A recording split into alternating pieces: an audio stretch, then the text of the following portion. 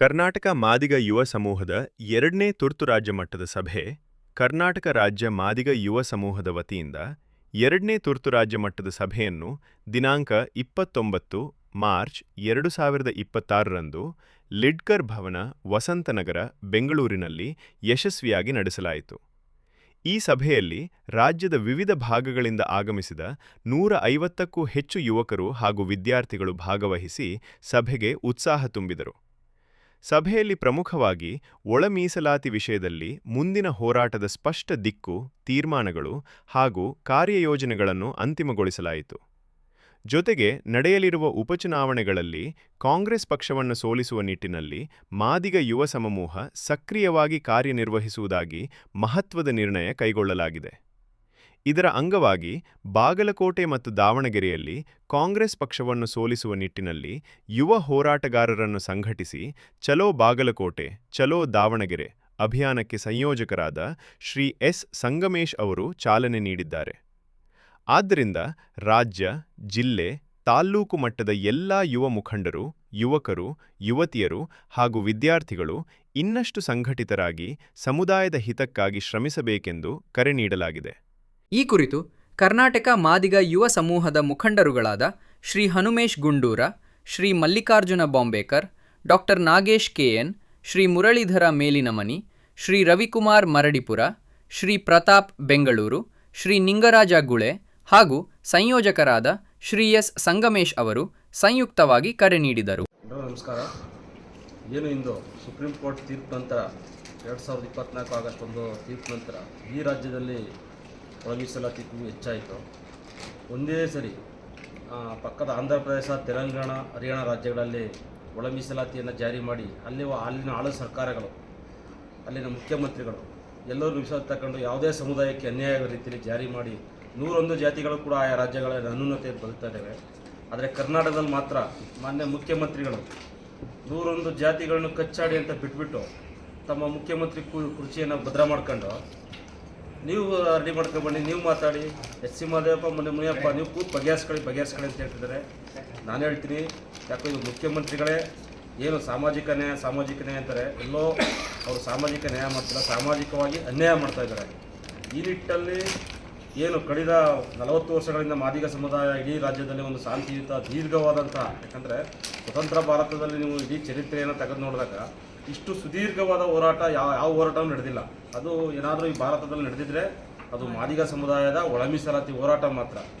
ಇಂಥ ಹೋರಾಟವನ್ನು ಮಾನ್ಯ ಮುಖ್ಯಮಂತ್ರಿಗಳು ತಾಯಿ ಸ್ಥಾನದಲ್ಲಿ ನಿಂತು ಸಾಮಾಜಿಕ ನ್ಯಾಯ ಕೊಡಬೇಕಾಗಿತ್ತು. ಯಾಕಂತಂದರೆ LG ಆವನೂರು ವರದಿಯಿಂದ 1984 ಚಿನ್ನಪ್ಪ ರೆಡ್ಡಿ ಕಮಿಷನ್ ಇರ್ಬೋದು, 11 ಜನಸಂಖ್ಯೆ ಇರ್ಬೋದು ಭಾರತ ಸರ್ಕಾರದ್ದು, ಅಥವಾ ಸದಾಶಿವ ವರದಿ ಇರ್ಬೋದು, ಕಾಂತರಾಜು ಆಯೋಗ ಇರ್ಬೋದು, ಮಾಧುಸ್ವಾಮಿ ಕಮಿಟಿ ಇರ್ಬೋದು.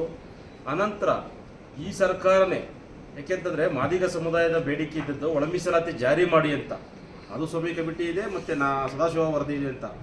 ಆದರೆ ಯಾರು ಇಲ್ಲಿ ತನಕ ಒಳ ಮೀಸಲಾತಿಯನ್ನು ಬೇಡ ಅಂತ ಕೋರ್ಟಲ್ಲಿ ವಿರೋಧ ಮಾಡ್ಕೊಂಡು ಕೋರ್ಟಲ್ಲಿ ಸೋಲಾಯಿತು ಸುಪ್ರೀಂ ಕೋರ್ಟಲ್ಲಿ, ಅವರು ಮತ್ತೆ ನಮಗೆ ಹೊಸ ರಿಪೋರ್ಟ್ ಮಾಡಿ, ನಾಗಮೋಹನ್ ದಾಸ್ ನೇತೃತ್ವದಲ್ಲಿ ರಿಪೋರ್ಟ್ ಮಾಡಿ ನಾವು ಒಪ್ಕೋತೀವಿ ಅಂತ ಇದೇ ನಮ್ಮ ಮೈಸೂರು ಭಾಗದ ಬಲಗೈ ಸಮುದಾಯದ ಮುಖಂಡರು ಹೇಳೋದು. ಅವರ ಒಪ್ಪಿಗೆಯನ್ನು ಪಡೆದು ಮಾನ್ಯ ಮುಖ್ಯಮಂತ್ರಿಗಳು ಅವ್ರು ಹೇಳಿದಂಗೆ ನಾಗಮೋಹನ್ ದಾಸ್ ಆಯೋಗನೂ ಕೂಡ ರಚನೆ ಮಾಡಿದ್ರು. ನಾಗಮೋಹನ್ ದಾಸ್ ಆಯೋಗ ರಚನೆ ಮಾಡಿ ಅನ್ನೋದು ಮಾದಿಗ ಸಮುದಾಯದ ಬೇಡಿಕೆ ಆಗಿರಲಿಲ್ಲ. ಮಾದಿಗ ಸಮುದಾಯದ ಬೇಡಿಕೆ ಇದ್ದದ್ದು ಇರೋ ವರದಿಗಳ ಆಧಾರದ ಮೇಲೆ ಒಳ ಮೀಸಲಾತಿ ಕೊಡಿ ನಮಗೆ ಅನ್ನೋದಾಗಿತ್ತು. ಅನಂತರ ಸರ್ಕಾರ ಸಾರ್ವಜನಿಕರ 110 ಕೋಟಿ ತೆರಿಗೆ ಹಣ ಖರ್ಚು ಮಾಡಿ 48,000 ಶಿಕ್ಷಕರನ್ನ ನೇಮಕ ಮಾಡಿ, ಈ ಭಾರತ ಸರ್ಕಾರದಲ್ಲೇ ಈಗ ಏಪ್ರಿಲಿಂದ ಏನು ಜಾತಿ ಗಣತಿ ನಡೀತಾ ಇದೆ, ಜನರಲ್ ಸೆನ್ಸೆಕ್ಸು, ಅವರು ಬಂದು ಕರ್ನಾಟಕ ಸರ್ಕಾರ ರಿಕ್ವೆಸ್ಟ್ ಕೊಟ್ಟು ಮಾಡ್ಕೊಂಡು ನಾಗಮೋಹನ್ ದಾಸ್ರವರು ಅತ್ಯಂತ ವೈಜ್ಞಾನಿಕವಾಗಿ ಮಾಡಿದ್ದಾರೆ. ಇದನ್ನು ನಾವು ಕೇಂದ್ರ ಸರ್ಕಾರದಲ್ಲಿ ಈ ಟೆಕ್ನಾಲಜಿ ಅಡಾಪ್ಟ್ ಮಾಡ್ಕೋತೀವಿ ಅಂತ ಇಲ್ಲಿಂದ ಬಂದು ಟೆಕ್ನಾಲಜಿ ಬಳಸ್ಕೊಂಡಿದ್ದಾರೆ. ಯಾಕೆಂತಂದರೆ ಪ್ರತಿ ಮನೆ ಸರ್ವೆ ಆಗಿದೆ, ಪ್ರತಿ ಮನೆಯ ಎಂಪೆರಿಕಲ್ ಡಾಟಾ ಆಗಿದೆ, ಮತ್ತು ಆಧಾರ್ ಕಾರ್ಡ್ ಎಂಟ್ರಿ ಆಗಿದೆ. ಇಂಥ ವೈಜ್ಞಾನಿಕ ವರದಿಯನ್ನು ಇತ್ತೀಚೆಗೆ ಕೆಲವು ಒಳ ಮೀಸಲಾತಿಯನ್ನು ವಿರೋಧ ಮಾಡ್ಕೊಂಡು ಬಂದಂಥವ್ರು ಮೊದಲು ರೋಸ್ಟರ್ ಪಾಯಿಂಟು ಯೂನಿವರ್ಸಿಟಿನ ಒಂದು ಘಟಕ ಮಾಡಿ ಬೇಡ ಇದನ್ನು ಹೇಳ್ತಿದ್ದರು. ಈ ದಿಢೀರಂತ ಒಳ ಮೀಸಲಾತಿನೇ ಅವೈಜ್ಞಾನಿಕ, ಒಳ ಮೀಸಲಾತಿನೇ ಬೇಡ ಅಂತ ಹೇಳ್ತಿದ್ದಾರೆ. ಆದ್ದರಿಂದ ಬೇಡ ಅನ್ನಲು ಯಾರಿಗೂ ಕೂಡ ಹಕ್ಕಿಲ್ಲ. ಮೀಸಲಾತಿಯ ಉದ್ದೇಶವೇ ಕಟ್ಟಕಡೆಯ ಜನರಿಗೆ ಸೌಲಭ್ಯಕ್ಕಂತ ಅದ್ರ ಮುಂದುವರೆದ ಭಾಗ ಒಳ ಮೀಸಲಾತಿಯಾಗಿದೆ. ಆ ನಿಟ್ಟಿನಲ್ಲಿ ಯಾರು ಬೇಡ ಅಂತಾರೆ ಅವ್ರನ್ನ ಒಟ್ಟಿಗೆಯಲ್ಲಿ ಬಿಟ್ಬಿಡಿ. ಆದ್ದರಿಂದ ಮುಂದಿನ ದಿನಗಳಲ್ಲೂ ಕೂಡ ಮಾದಿಗ ಸಮುದಾಯ ಏನು ಬೇಡಿಕೆ ಮಾಡಿದೆ ಅವ್ರು ಒಳ ಮೀಸಲಾತಿ ಕೊಡಿ. ಈ 2ನೇ ಸಭೆ ಮಾದಿಗ ಯುವಕರ ಸಭೆ ಈ ತಿಂಗಳು ಶಾಸಕರ ಭವನದ ಒಂದು ಸಭೆ ಮಾಡಿದ್ವಿ. ಇವತ್ತಿನ ಸಭೆಯಲ್ಲಿ ಏನು ನಿರ್ಣಯ ಮಾಡಿದ್ವಿ ಅಂತ ಹೇಳಿದ್ರೆ, ಏನು ಈಗ ಬಾಗಲಕೋಟೆ ಮತ್ತು ದಾವಣಗೆರೆಯಲ್ಲಿ ಚುನಾವಣೆ ನಡೀತಿದೆ, ಈ ಎರಡೂ ಕ್ಷೇತ್ರದಲ್ಲೂ ಕೂಡ ಮಾದಿಗ ಸಮುದಾಯದ್ದು 30,000ಕ್ಕೂ ಹೆಚ್ಚು ಮತ ಇದೆ. ಇಲ್ಲಿ ತನಕ ಮಾದಿಗರು ಮತ ಪಡೆದು ಮಾದಿಗರ ಹಿತಾಸಕ್ತಿ ಅಂತ ಕಾಯ್ದಂತಹ ಏನು ಮತಕ್ಷೇತ್ರಗಳಿದೆ, ಅಲ್ಲಿ ನಮ್ಮ ಸಮುದಾಯದ ಮತವನ್ನು ಯಾವುದೇ ಕಾರಣಕ್ಕೂ ಒಳ ಮೀಸಲಾತಿಯನ್ನು ಯಾವುದೇ ಕಾರಣವಿಲ್ಲದೆ ಸುಳ್ಳು ನೆಪಗಳನ್ನು ಹೇಳಿ ಸುಳ್ಳು ಗೊಂದಲಗಳನ್ನ ಸೃಷ್ಟಿ ಮಾಡಿ ದಾಖಲಾರಹಿತವಾಗಿ ಆಧಾರರಹಿತವಾಗಿ ಮುಂದೂಡ್ತಾ ಇದ್ದಾರೆ. ಇದನ್ನು ಖಂಡಿಸಿ ಎರಡೂ ಉಪಚುನಾವಣೆಯಲ್ಲಿ ಕಾಂಗ್ರೆಸ್ಗೆ ಯುವಜನತೆ ತಕ್ಕ ಪಟ್ಟ ಕಲಿಸಬೇಕು. ಆ ನಿಟ್ಟಿನಲ್ಲಿ ಇವತ್ತು ನಾವು ರಾಜ್ಯದ ಎಲ್ಲ ಜಿಲ್ಲೆಗಳಿಂದ ಯುವಕರು ಬೆಳಗ್ಗೆಯಿಂದ ಮಧ್ಯಂತರಕ್ಕೆ ಚರ್ಚೆ ಮಾಡಿ ನಿರ್ಣಯ ಮಾಡಿ ನಾವು ಎರಡು ತಂಡವನ್ನು ಮಾಡ್ಕೊಂಡು ಬಾಗಲಕೋಟೆ ಮತ್ತು ದಾವಣಗೆರೆ ಎರಡು ಕಡೆಯೂ ಕೂಡ ಚುನಾವಣೆ ಮುಗಿಯೋವರೆಗೆ ಅಲ್ಲಿ ಪಾಲ್ಗೊಂಡು ನಮ್ಮ ಸಮುದಾಯದ ಪ್ರತಿ ಕೇರಿಗಳು ಅಲ್ಲಿ ಯುವಕರ ಸಭೆ ಮಹಿಳಾ ಸಭೆ ಮಾಡಿ ಮತ್ತು ಮನೆ ಮನೆಗೆ ವಿಸಿಟ್ ಮಾಡಿ ಆ ಮನೆಗಳಲ್ಲಿ ಒಳ ಮೀಸಲಾತಿ ಅಂದರೆ ಏನೇನು ಅನ್ಯಾಯ ಆಗಿದೆ, ನಾವು ಏನು ಕಾಂಗ್ರೆಸ್ ವಿರುದ್ಧ ಮತ ಹಾಕಬೇಕು ಅನ್ನೋದನ್ನು ಅವ್ರಿಗೆ ಮನವರಿಕೆ ಮಾಡಿ ಈ ಕಾಂಗ್ರೆಸ್ ಪಕ್ಷವನ್ನು ಈ ಚುನಾವಣೆಯಲ್ಲಿ ಸೋಲಿಸುವಂಥ ಪ್ರಯತ್ನ ಮಾಡ್ತೀವಿ ಅಂತ ನಾನು ಮಾತಾಡ್ತೇನೆ. ತಮ್ಮ ಪರಿಚಯ ಮಾಡಲಿ. ನನ್ನ ಹೆಸರು ಡಾಕ್ಟರ್ ಮರುಡೀಪುರ ರವಿಕುಮಾರ್, ಮೈಸೂರು. ಎಲ್ರಿಗೂ ನಮಸ್ತೆ. ಈಗಾಗಲೇ ನನ್ನ ಸಹೋದರ ಹನುಮೇಶ್ ಗುಂಡೂರವರು ಹೇಳಿದಂತೆ ಎಲ್ಲ ವಿಷಯಗಳನ್ನ ಅನುಮೋದಿಸ್ತಾ ಈಗ ನಡೀತಾ ಇರತಕ್ಕಂತಹ ಬಾಗಲಕೋಟೆ ಮತ್ತು ದಾವಣಗೆರೆ ಮತಕ್ಷೇತ್ರಗಳಲ್ಲಿ ಚುನಾವಣೆಯನ್ನು ನಡೀತಾ ಇದೆ.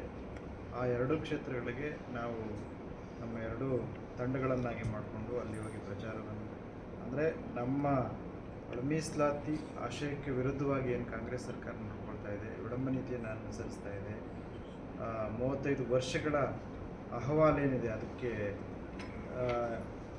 ಒಂದು ಅಂತಿಮ ನಿರ್ಣಯವನ್ನು ತೆಗೆದುಕೊಳ್ಳೋ ನಿಟ್ಟಿನಲ್ಲಿ ಸರ್ಕಾರ ಯಾವ ರೀತಿ ವಿಳಂಬ ನೀತಿಯನ್ನು ಅನುಸರಿಸ್ತಾ ಇದೆ ಇದರ ವಿರುದ್ಧವಾಗಿ ಇವರಿಗೆ ಪಾಠ ಕಲಿಸ್ಬೇಕು ಅಂತ ಹೇಳ್ಬಿಟ್ಟು, ಅಂದರೆ ಮತ ತುಂಬ ಮುಖ್ಯವಾದಂಥ ಅಸ್ತ್ರ ನಮಗೆ.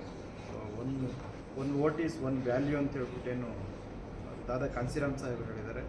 ಅದಕ್ಕೆ ಅನುಗುಣವಾಗಿ ನಾವು ಈಗಾಗಲೇ ಇಂದಿನ ಸಭೆಯಲ್ಲಿ ಕಾನೂನುಬದ್ಧ ಚಳುವಳಿ ಮಾಡ್ತೀವಿ ಯುವಕರು ಅಂತ ಹೇಳ್ಬಿಟ್ಟು ಹೇಳಿದ್ದು.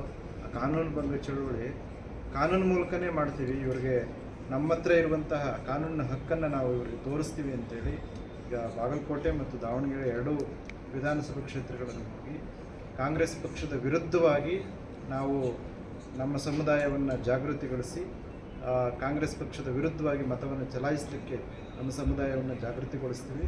ಹಾಗೆ ಇದು ಬರೀ ಈ ಎರಡು ಕ್ಷೇತ್ರದ ಚುನಾವಣೆಗೆ ಮಾತ್ರ ಅನ್ವಯಿಸೋದಿಲ್ಲ. ಮುಂದೆ ಈಗ ಮಾನ್ಯ ಮುಖ್ಯಮಂತ್ರಿಗಳು ಮತ್ತು ಹಿಂದಿನ ಸಚಿವ ಸಂಪುಟ ಸಭೆಯಲ್ಲಿ 9ನೇ ತಾರೀಕು ನಂತರದಲ್ಲಿ ನಾವು ಯಾರಾದರೂ ಒಂದು ನಿರ್ಣಯ ಮಾಡ್ತೀವಿ, ತಜ್ಞರ ಸಮಿತಿ ಮಾಡ್ತೀವಿ, ಈ ಥರ ಎಲ್ಲ ಕುಂಟು ನೆಪಗಳನ್ನು ಹೇಳ್ತಾರೆ. ಈಗ 17% ರಿಸರ್ವೇಷನ್ ಆಲ್ರೆಡಿ ಕರ್ನಾಟಕದಲ್ಲಿ ಎಕ್ಸಿಸ್ಟೆನ್ಗಲ್ಲಿದೆ. ಸೊ ಈಗಿರುವಾಗ ಇನ್ನೊಂದು ತಜ್ಞರ ಸಮಿತಿ ಮಾಡಿ ರೋಸ್ಟರ್ನ ಹಾಗೆ ಹೀಗೆ ಮಾಡಿ ನಿಮಗೆ ಒಳ ಮೀಸಲಾತಿ ಕೊಡ್ತೀವಿ ಅಂತ ಹೇಳ್ಬಿಟ್ಟು ಕುಂಟು ನೆಪಗಳನ್ನು ಹೇಳಿಬಿಟ್ಟು ಕಾಲಹರಣ ಮಾಡೋದನ್ನು ನಾವು ಉಗ್ರವಾಗಿ ಈ ಯುವಶಕ್ತಿ ಹೋರಾಟದ ಪರವಾಗಿ ಖಂಡಿಸ್ತೀವಿ. ಭಾಳ ಮುಖ್ಯವಾಗಿ ಈ ಥರದ ಅಂದರೆ ಹಿಂದೆ BJP ಸರ್ಕಾರ ಕೂಡ 5 ವರ್ಷ ಆಡಳಿತ ಮಾಡುವಂಥ ಸಂದರ್ಭದಲ್ಲಿ ಅವರು ಅಧಿಕಾರ ಹಿಡಿಯುವಾಗ ನಾವು ಒಳ ಮೀಸಲಾತಿ ಮಾಡ್ತೀವಿ ಅಂತಲೇ ಅಧಿಕಾರಕ್ಕೆ ಬಂದಿದ್ದರು.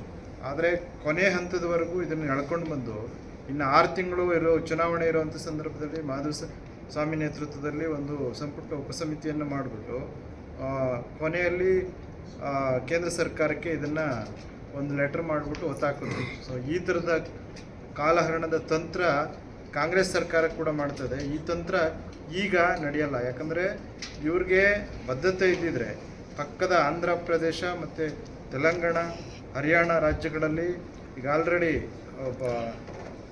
ಶಾಸನಸಭೆಗಳು ಅಧಿಕಾರಕ್ಕೆ ಬಂದ ತಕ್ಷಣವೇ ಒಳ ಮೀಸಲಾತಿ ಆದೇಶ ಸುಪ್ರೀಂ ಕೋರ್ಟಿಂದ ಏನು ಬಂತು ಅದು ಬಂದ ತಕ್ಷಣವೇ ಅಲ್ಲಿ ಒಳ ಮೀಸಲಾತಿಯನ್ನು ಜಾರಿ ಮಾಡಿದ್ರು. ಆದರೆ ಕರ್ನಾಟಕದಲ್ಲಿ ಸಾಮಾಜಿಕ ನ್ಯಾಯದ ಕಟ್ಟಸಿ ಕನ್ಸರ್ನ್ ಇದ್ದಿದ್ರೆ ಇವರು ತುರ್ತಾಗಿ ಏನು ಮಾಡಬೇಕಾಗಿತ್ತು, ಒಳ ಮೀಸಲಾತಿಯನ್ನು ಜಾರಿ ಮಾಡಬೇಕಾಗಿತ್ತು. ಒಳ ಮೀಸಲಾತಿಯನ್ನು ವಿರೋಧ ಮಾಡುವಂಥವ್ರು ಇದ್ದೇ ಇರ್ತಾರೆ. ಯಾಕಂದರೆ ಇಷ್ಟು ದಿನ ಸೌಲಭ್ಯಗಳನ್ನು ಉಂಡು ತಿಂದು ತೇಗಿರೋವಂಥವ್ರು ಅವ್ರಿಗೆ ಅವರ ಸ್ಥಾನಮಾನ ಹಕ್ಕುಗಳನ್ನ ಬಿಟ್ಕೊಡೋಕ್ಕೆ ಇಷ್ಟ ಇರಲ್ಲ. ಆದರೆ ಹಸಿವಿನ ಸಂಕಟ ಇರೋರು 35 ವರ್ಷಗಳ ಹೋರಾಟದ ಕಾರಣಕ್ಕೆ ನಮ್ಮ ಹಕ್ಕುಗಳು ನಮ್ಗೆ ಕೊಡಿ ಸಂವಿಧಾನಾತ್ಮಕವಾಗಿ ಅಂತ ಕೇಳ್ತಾ ಇರೋಂಥ ಸಮುದಾಯದ ಅವಕಾಶಗಳನ್ನು, ಹಕ್ಕುಗಳನ್ನು ನೀವು ಮಾನ್ಯ ಮಾಡದಲೇ ನೀವು ಕುಂಟು ನೆಪಗಳನ್ನು ಹೇಳಿಕೊಂಡು ನೀವು ತಳ್ಳಾಗ್ತಾ ಇದ್ದೀರಲ್ಲ, ಇದರ ವಿರುದ್ಧ ಮಾದಿಗ ಯುವಶಕ್ತಿ ಸಿಡಿದೆತ್ತಿದೆ.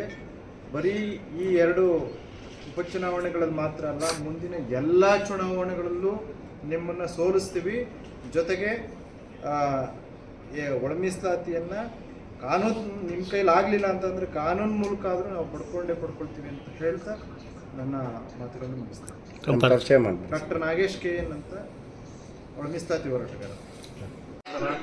ಇವತ್ತೇನು ಕರ್ನಾಟಕ ಸರ್ಕಾರ ಬರಲಿಕ್ಕೆ ಹಿಂದೆ ನಡೆದಂಥ ಚುನಾವಣೆಯಲ್ಲಿ ನಮ್ಮ ಮಾದಿಗ ಸಮುದಾಯ ಒಕ್ಕೊರಲಿನಿಂದ ಸಪೋರ್ಟ್ ಮಾಡಿ ಕರ್ನಾಟಕ ಸರ್ಕಾರ ಬರಲಿಕ್ಕೆ ಸಾಧ್ಯವಾಗಿತ್ತು. ನಮಗೆ ಒಳ ಮೀಸಲಾತಿ ಜಾರಿ ಮಾಡ್ತೀವಿ ಅಂತ ಮೊದಲನೇ ಕ್ಯಾಬಿನೆಟ್ನಲ್ಲಿ ಒಳ ಮೀಸಲಾತಿ ಜಾರಿ ಮಾಡ್ತೀವಿ ಅಂತೇಳಿ ಅವರ ಪ್ರಣಾಳಿಕೆಯಲ್ಲಿ ಕೂಡ ಬಿಟ್ಟಿದ್ರು ಸಹ 4 ವರ್ಷ ಆಗ್ತಾ ಬಂತು. ಈವರೆಗೂ ಒಳ ಮೀಸಲಾತಿ ವಿಚಾರ ಕುಂಟು ನೆಪದಲ್ಲಿ ಮುಂದುವರಿತಾನೆ ಇದ್ದಾರೆ. ಕಾಂಗ್ರೆಸ್ ಪಕ್ಷಕ್ಕೆ ತಕ್ಕ ಪಾಠ ಕಲಿಸಲಿಕ್ಕೆ ಒಂದು 2 ಉಪಚುನಾವಣೆ ನಮಗೆ ಸಿಕ್ಕಿದೆ. ನಮ್ಮ ಕರ್ನಾಟಕ ರಾಜ್ಯದ ಯುವ ಮಾದಿಗರೆಲ್ಲ ಸೇರಿ 2 ಕ್ಷೇತ್ರಕ್ಕೆ ಹೋಗಿ ಅಲ್ಲಿರುವಂಥ ಮಾದಿಗ ಸಮುದಾಯಕ್ಕೆ ಈ ಬಗ್ಗೆ ಜಾಗೃತಿ ಮೂಡಿಸಿ ಕಾಂಗ್ರೆಸ್ ವಿರುದ್ಧ ಮತ ಚಲಾವಣೆ ಮಾಡಲಿಕ್ಕೆ ನಾವೆಲ್ಲ ಒಪ್ಪಂದದಿಂದ ಒಪ್ಪಿಕೊಂಡಿದ್ದೀವಿ. ಎಲ್ಲರೂ ಪ್ರವಾಸ ಮಾಡಿ 1 ವಾರ ಅಲ್ಲೇ ಇದ್ದು ಕಾಂಗ್ರೆಸ್ ವಿರುದ್ಧ ನಾವು ಪ್ರಚಾರ ಮಾಡ್ತೀವಿ. ಪರಿಚಯ ಮಾಡಿಬಿಡಿ. ಪ್ರತಾಪ್ ಅಂತ ಒಳ ಮೀಸಲಾತಿ ಹೋರಾಟಗಾರರು, ಬೆಂಗಳೂರು.